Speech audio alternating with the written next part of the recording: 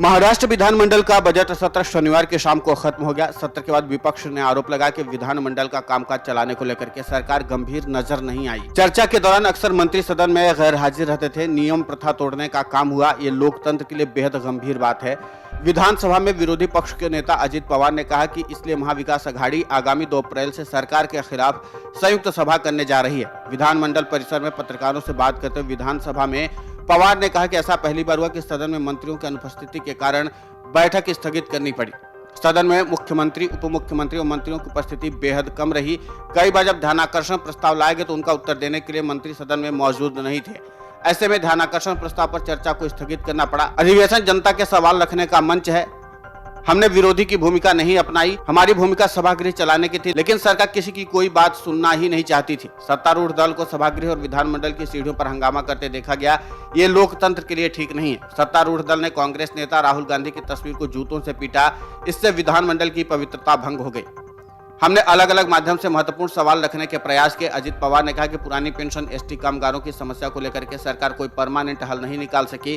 किसान आंदोलन कर रहे थे, उन्हें भी किसी प्रकार की मदद नहीं दी।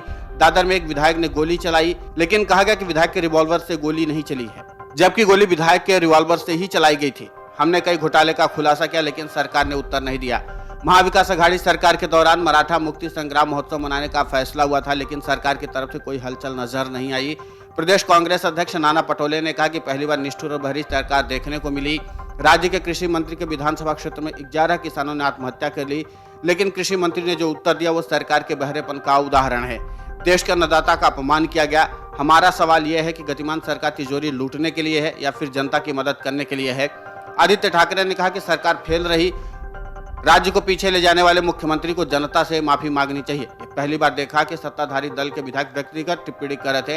हालांकि महाविकास अघाड़ी को इस महासभा से काफी ज्यादा उम्मीदें हैं कि इसके जरिए वो आम जनता को साधने में सफल हो जाएगी और संभव है कि महाराष्ट्र में उसका जनाधार भी बढ़ेगा, क्योंकि महाराष्ट्र में महाविकास अघाड़ी के लिए चुनौती ये है कि किसी भी हाल में उसको अपना जनाधार मजबूत करना है। क्योंकि फिलहाल जब से महाराष्ट्र में सत्ता का परिवर्तन हुआ तब से ही महाविकास अघाड़ी का जनाधार काफी तेजी से खिसका है और इसीलिए महाविकास अघाड़ी की पूरी कोशिश इस बार महासभा के जरिए आम लोगों को साधना है। और इस बात का अंदाजा शिंदे गुट को है कि अगर महाविकास अघाड़ी की सभा हुई तो राज्य में हुई सियासी बगावत को आम जनता के सामने महाविकास अघाड़ी की तरफ से जरूर रखा जाएगा। और यही कारण है कि शिंदे गुट को इस मामले में आम लोगों के साथ तालमेल कैसे बैठा जाए उसकी रणनीति पर काफी तेजी से काम किया जा रहा है। ऐसे में इस मुद्दे को उठा करके एक बार फिर से महाविकास अघाड़ी की ओर से अपने पक्ष को मजबूत करने की कोशिश की गई है। लेकिन देखना दिलचस्प होगा कि आखिर महाविकास अघाड़ी की सभा को लेकर के राज्य की शिंदे सरकार की ओर से क्या प्रयास किया जाता है, क्योंकि इतना तो साफ है कि इस महासभा के जरिए महाविकास अघाड़ी अपने सियासी समीकरण को साधने की कोशिश जरूर करेगी। और यही कारण है कि एक बार फिर से प्रयास तो होते काफी दिख रहे हैं,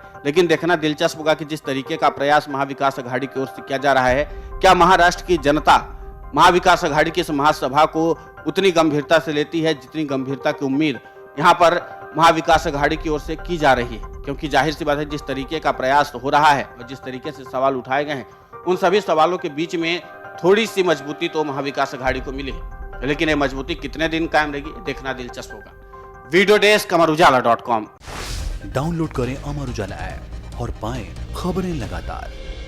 अगर आप ये वीडियो YouTube पर देख रहे हैं तो हमारे चैनल को सब्सक्राइब करें और बेल आइकन को दबाना ना भूलें। अगर आप Facebook पर ये वीडियो देख रहे हैं तो हमारे पेज को लाइक करें।